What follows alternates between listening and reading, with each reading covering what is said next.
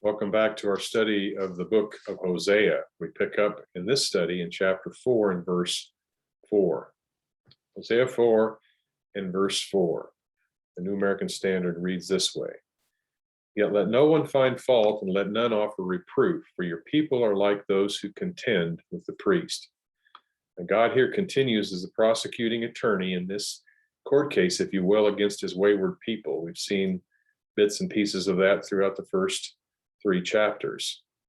While the charges in verses 1 through 3 were brought against the nation in general, the attention now in verses 4 through 10 turned toward a specific group among the people, and that's the leadership. The priests in particular, although the prophets could likely be included. We'll see that in verse 5. But this portion here is directed primarily at the priests. There are some translational issues with this verse. The New American Standard leaves the impression that the Israelites in general were perhaps protesting their innocence in the face of God's charges, like those who would not accept the rulings of the priest among them. And while it's possible that that could have been going on, it isn't what God was dealing with in this context. As you read on in this chapter, starting in the next verse, it becomes increasingly clear that it is the priests and the leadership that God is taking to task. For that reason, there are other versions here that capture this thought in verse 4 in a way that makes better sense contextually. Christian Standard Bible makes it a little more clear. It reads this way, but let no one dispute and let no one argue, for my case is against you priests. The English Standard Version says, yet let no one contend and let none accuse, for with you is my contention, O priests. And again, that seems to fit the context better. And in the Hebrew translators, it could go either way. And I think this fits a little bit better. It could be that God, as the prosecutor, as we're presenting this, imagined here as speaking among the elders and spectators at a trial, suddenly turns and points to the priest nearby, announcing, it is against you. Yes, you priest. I am making this accusation. Speaking of them particularly, in verse 5 it says, so you will stumble by day, and the prophet also will stumble with you by night, and I will destroy your mother. So the leadership of Israel here will suffer the consequences of their poor guidance. And that's always the problem with a leadership that goes astray. The stumbling of the priests and the prophets ultimately lead to the destruction of the nation. Pictured here is their mother. When God says, I will destroy your mother, he's referring to the nation. We go back to chapter 2 and verse 2 of Hosea to see some of the same imagery there. Due to these leaders' efforts in leading Israel to stumble, they will experience the stumbling that comes with bearing the brunt of God's judgment. We see this idea of stumbling throughout the rest of the book of Hosea. In the next chapter, in chapter 5, verses 1 through 5, notice what we read. It says, hear this, O priests, give heed, O house of Israel. Listen, O house of the king, for the judgment applies to you. For you have been a snare at Mizpah and a net spread out on Tabor. The revolters have gone deep into depravity, but I will chastise all of them. I know Ephraim, and Israel is not hidden from me. Oh, for now, O Ephraim, you have played the harlot. Israel has defiled itself. Their deeds will not allow them to return to their God, for a spirit of harlotry is within them, and they do not know the Lord. Moreover, notice this last phrase, moreover, the pride of Israel testifies against him, and Israel and Ephraim stumble in their iniquity. Judah also has stumbled with them. So again, God here saying to the priest, you're going to stumble due to your bad leadership. You and the prophet will stumble, and it's all due, of course, to their sin. Hosea 14, verses 1 and 9 says, return, O Israel, to the Lord your God, for you have stumbled because of your iniquity. And then verse 9 says, whoever is wise, let him understand these things. Whoever is discerning, let him know them. For the ways of the Lord are right, and the righteous will walk in them, but transgressors will stumble in them. Verse 6 of Hosea 4, my people are destroyed for lack of knowledge. Because you have rejected knowledge, I will also reject you from being my priest. Since you have forgotten the law of your God, I will also forget your children. So once again, the priests here are being called to task for failing in the job. The priest should have been in the forefront of instructing the people in the ways of God. We see it in the book of Leviticus, chapter 10, verses 9 through 11. We learn there that the priest tells them, do not drink wine or strong drink, neither you nor your sons with you when you come into the tent of meeting, so that you will die. It is a perpetual statute throughout your generations, so as to make a distinction between the holy and the profane, and between the clean and the unclean. Of course, that was to take, they had to be careful in their giving their offerings to God, but it also includes there, it says, and so as to teach the sons of Israel all the statutes which the Lord had spoken through them. You want to take some time later, you can read Deuteronomy 31, verses 9 through 13, again, of the role of the priests in teaching the people, instructing them. But notice Malachi chapter 2, verses 7 through 8. Malachi 2, 7 through 8 says, for the lips of a priest should preserve knowledge, and men should seek instruction from his mouth, for he is the messenger of the Lord of hosts. But as for you, you have turned aside from the way, you have caused many to stumble by the instruction, you have corrupted the covenant of Levi. So once again, they should have been teaching righteousness and listening to God, but they were teaching the wrong thing. They were leading them astray, causing them to stumble. The failure of the priests here was an active thing. Verse 6 here, Hosea 4, speaks of them rejecting knowledge and forgetting. That was something they were choosing to do. So it wasn't just a sin of omission in the sense, well, we just didn't pay attention to as we should. No, they were actively doing this. The consequences of this neglect of God's word would be seen in the lives of what was most precious to these priests. Verse 6 ends by saying, I will, if you forget me, God says, I will also forget your children. Perhaps a reference there to their literal children, but maybe here speaking of the children in the sense of the people of Israel that would go astray because of their bad leadership. Verse 7, the more they multiplied, the more they sinned against me. I will change their glory into shame. The multiplication here, I believe in context, is speaking of the priests getting rich by abusing some of the sacrifices the people brought. The more they multiplied, the more they sinned against me. I will change their glory into shame. The prosperity that characterized the long reign of Jeroboam II in the days of Hosea also benefited the priests. Their uncritical support of the upper classes and indulgence of syncretism and materialism earned them the wealth and prestige from a grateful populace via tithes and donations. Again, we see it over and over again in Israel's history when times of prosperity and wealth led them away from God. Moses mentions it in what is called the Song of Moses in Deuteronomy 32, verses 15 through 18. Deuteronomy 32, 15 through 18 says, but Jeshurun, and that's another name for people of God, but Jeshurun grew fat and kicked. You are grown fat, thick, and sleek. Then he forsook God who made him and scorned the rock of his salvation. Goes on to talk about their idolatry, but it was all due, at least in part, to the fact that their wealth had led them to give up on these things. They don't need a God when things are going so well. Abundance produces an accrued wealth, which in turn results in a false security and the temptation to abandon God for some other competing God. The resulting religion goes far astray as it had with the people of God. Again, concerning the priests, it says in verse 8 of Hosea 4, they feed on the sin of my people and direct their desire toward their iniquity. So apparently the priests were, again, lining their pockets and cupboards with these offerings from the people of God. Instead of teaching the people the nature of righteousness and motivating them to seek it, as they should have been, the priests were prospering via what we could really term the Old Testament equivalent of selling indulgences.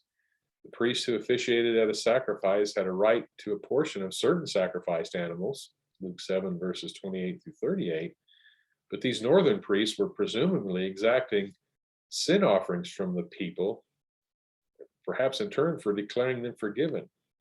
There, when it says they feed on the sin of my people, could just as well be translated the sin offerings. It's the same word in the original. So again, feeding off these sin offerings, it says they direct their desire toward iniquity. They were feeding this propensity to sin among the people of God.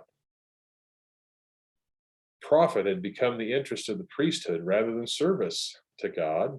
And anytime leadership goes down that path, it always goes somewhere bad. Indulgence had become the posture of the nation rather than purity in worship and deeds. The priest's true duty, of course, was to encourage knowledge of and obedience to God. Instead, what are they doing? They're encouraging sin and benefiting from the multitude of sin offerings. It's what Eli, the priest, was taken to task for by the man of God in 1 Samuel 2. Remember, his sons were abusing the priesthood. And as Eli is confronted over that, and this man of God, God speaking through him, says, 1 Samuel 2, 28 and 29, did I not choose them from, speaking of the Levites, did I not choose them from all the tribes of Israel to be my priests, to go up to my altar, to burn incense, to carry an ephod before me? Did I not give to the house of your father all the fire offerings of the sons of Israel? Why do you kick at my sacrifice and my offering, which I've commanded in my dwelling? And honor your sons above me by making yourselves fat with the choicest of every offering of my people Israel. So these priests in the time of Hosea were apparently doing the things that were being done by Eli's son.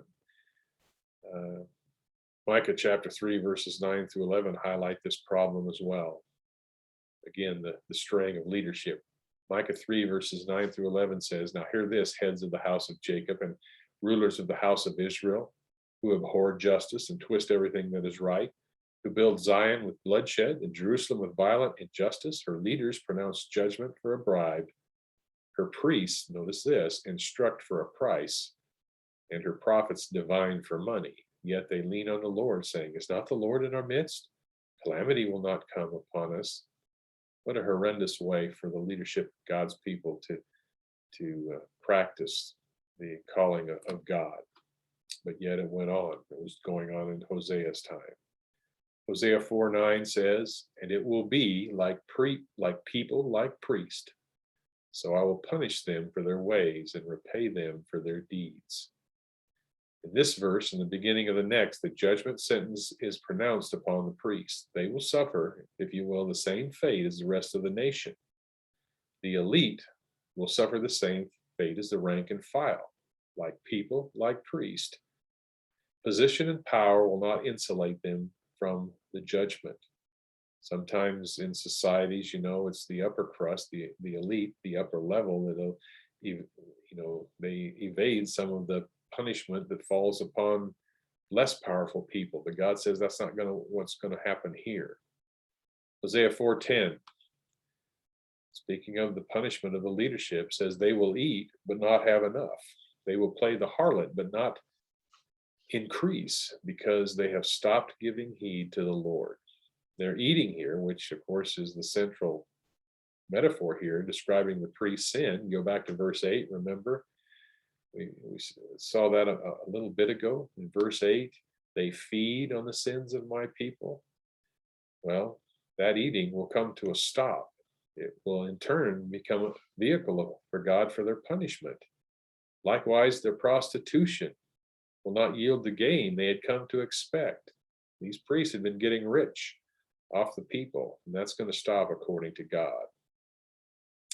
Metaphorically, the priests devouring the people, this devouring of the people will not succeed, because God will punish them and take away their prosperity. Their prostitution, this idolatry and participation in the false worship, will yield no increase numerically nor in terms of honor, prestige, or wealth. That's all going to stop. Once again, the reason for this coming judgment, what does God say? It's due to their failure to heed the Lord. Verse 11, harlotry, wine, and new wine take away the understanding. It seems to me here in context, the attention now turns back from the priest to the people again, generally speaking, in the northern kingdom. That'll carry through verses 11 through 14. More evidence God is going to level against Israel here. He presents it. Harlotry, wine, and new wine will take away understanding. The word understanding here in the New American Standard is literally the Hebrew word for the heart, center of thinking and emotions. Ultimately, what it's saying here is that Israel has a heart problem. Idolatry and drunkenness have dulled their senses to the point that God can't deal with them intelligently. Participation in sins takes away one's ability to discern good and evil. It's happened throughout history. It's happening to the Israelites here. These things dull the senses, take away the heart from God. This word heart comes up several times in the book of Hosea. In chapter 7, there's 3 places.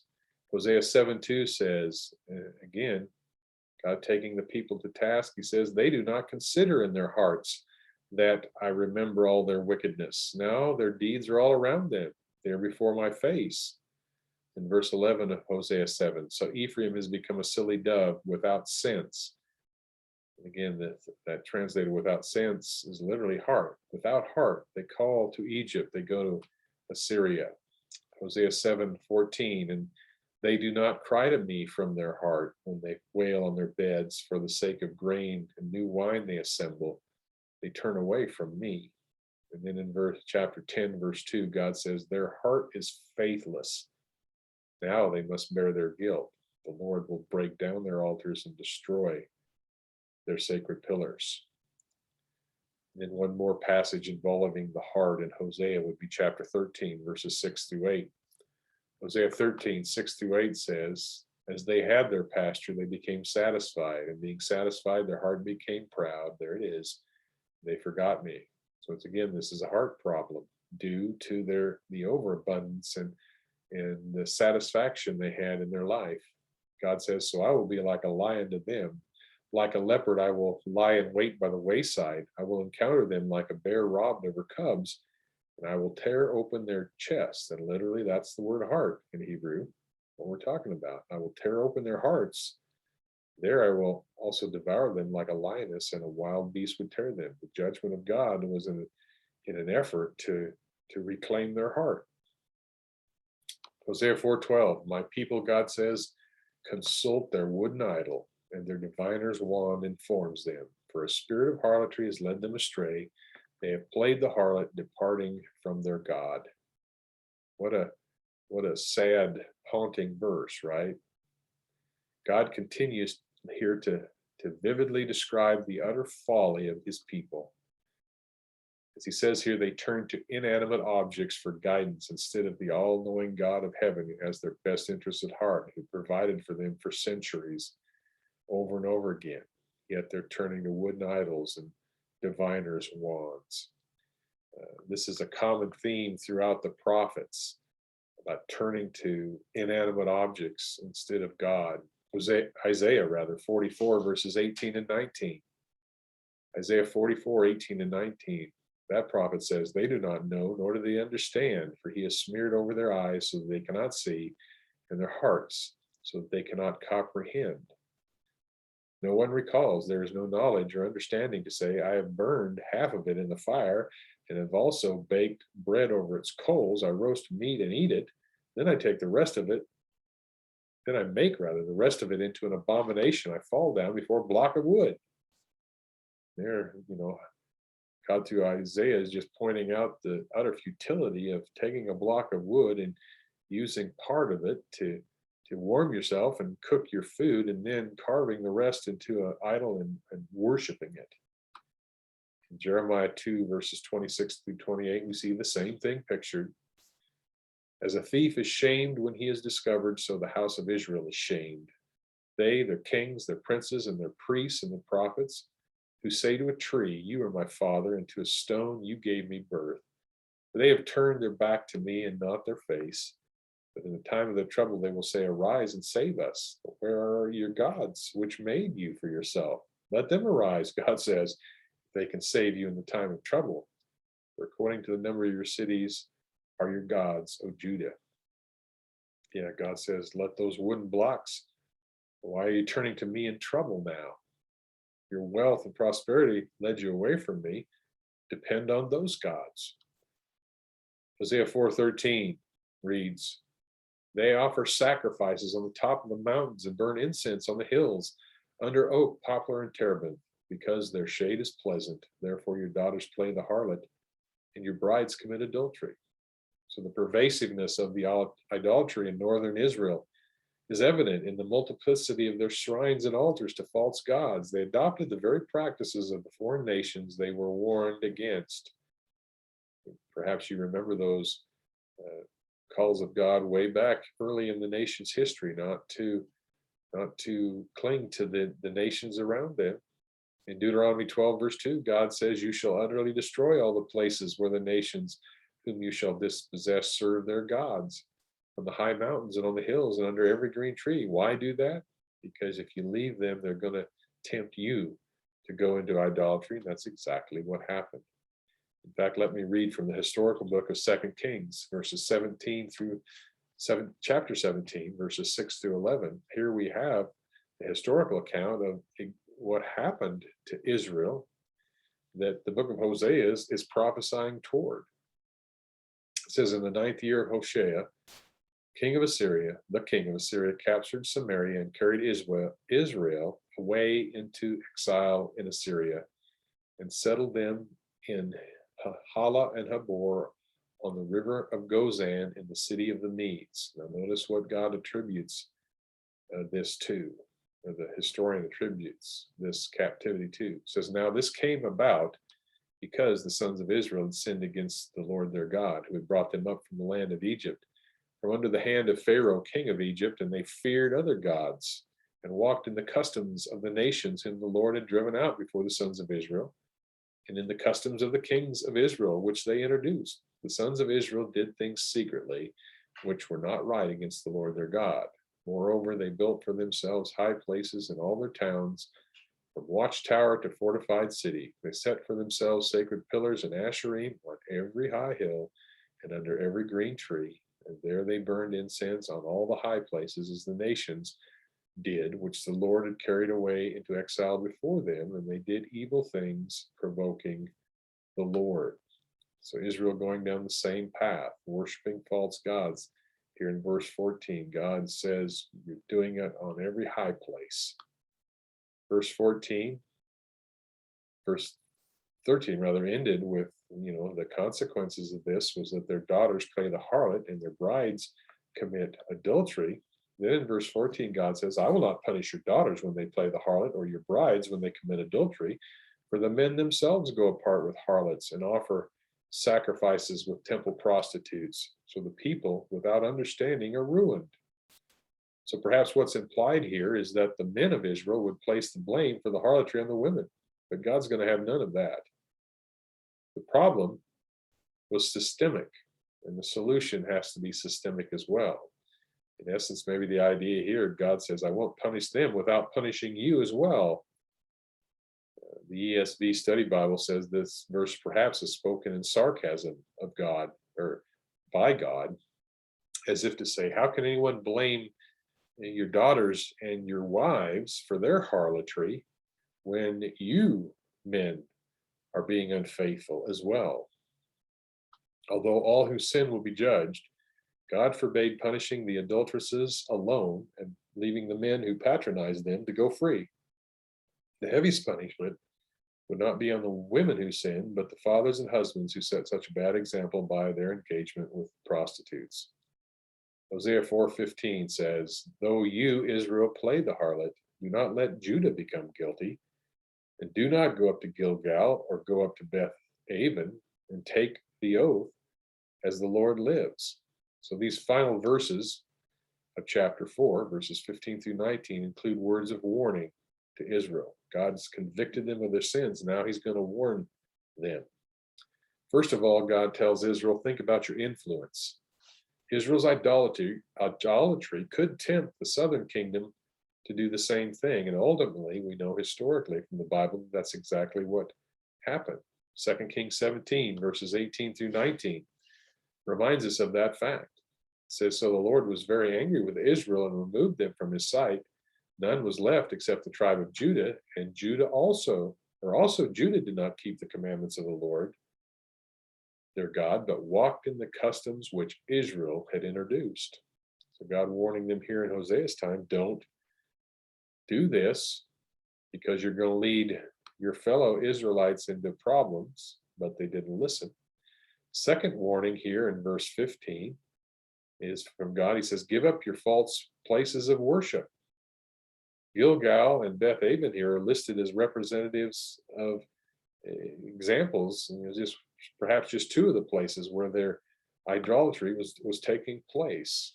Don't do that, God says. Give those things up. Then thirdly, don't desecrate the name of the Lord. God's name is not to be associated in any way with idolatrous practices. Again, don't go up to Bethel or Gilgal, don't go up to Beth and don't take an oath as the Lord lives. Don't mix God's name up in your sin. Isaiah 48 verse 1 says, hear this, O house of Jacob, who are named Israel, and who came forth from the loins of Judah, who swear by the name of the Lord, and invoke the God of Israel, but not in truth or righteousness. So again, God's name is sacred, and God says it's not to be associated with any of your idolatrous practices. Verse 16 of Hosea 4.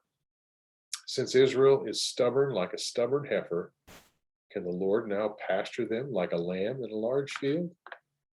God here uses the picture of a stubborn farm animal to describe Israel's unfaithfulness. Due to their stubbornness, God cannot bless them as he desires. He continues to bless them, rather, in their waywardness would not be in their best interest, would it? There is another take on this verse that is evident in other versions. In this case, the idea is that letting Israel fend for herself without God's blessings. And probably what's being inferred there is captivity. The New King James is one version, and notice how it reads a little different than my New American Standard. The New King James Version, Hosea 4:16 says, for Israel is stubborn like a stubborn calf. Now the Lord will let them forage like a lamb in open country. You see the difference? The New American Standard leaves the last part of verse 14 as a question. Can the Lord now pasture them like a lamb in a field? And the sense there is, well, God longs to do that, but he can't do it because of their stubbornness. That may be true, but this other way makes some sense as well. Because of Israel's stubbornness, since Israel is stubborn like a stubborn heifer, now the Lord will let them forage like a lamb in open country. If they want to worship other gods, now God will leave them alone. This may fit the context better, as we see in the following verse 17. Hosea 4:17 says, Israel is joined to idols, let him alone. So as the largest and most influential of the 10 northern tribes, Ephraim's name was often used as representative of the whole northern kingdom. This was an expression of God's wrath of abandonment. When sinners reject him and are bent on fulfilling their wicked purposes, God removes restraining grace and turns them over to the results of their own perverse choices. This is the kind of wrath that's pictured in other places in the scriptures, in the New Testament, like Romans 1, verses 18 through 32, where it talks about God finally giving people over to their sin. Perhaps that's what's going on here. Ephraim or Israel is so far gone that God said, I'm going to leave them alone in their iniquity. Verse 18, Hosea 4 says, their liquor is gone. They play the harlot continually. Their rulers dearly love shame. Why wouldn't God leave them alone? There's no limits, apparently, to Israel's practice of sin and rebellion. They drink till the liquor's gone. They prostitute themselves continually. Their leaders prize shameful things. Multiply upon multiply. Verse 19, the chapter ends by saying, the wind wraps them in its wings, and they will be ashamed because of their sacrifices. I remind you that the Hebrew word for wind, translated wind here, can also mean spirit. Let me read verse 19 that way. It says, the spirit wraps them in its wings. They will be ashamed because of their sacrifices. Perhaps the reference here is to this spirit of harlotry we read earlier, back in verse 12 in some of the early chapters as well, a spirit of harlotry had overtaken Israel. I believe perhaps that's the same spirit being referenced here. This spirit of harlotry has wrapped them in its wings and has taken them captive, engulfed Israel like a whirlwind. That's how the ESV talks about it.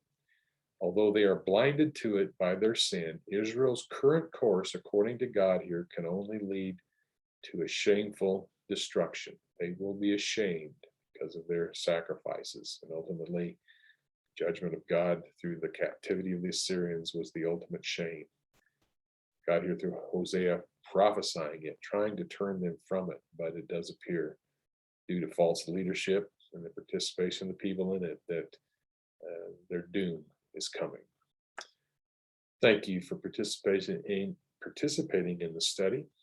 Read through it again if you want, listen to it again, and prepare to work our way into chapter 5 next week. Study ahead if you can. God bless. Have a great week.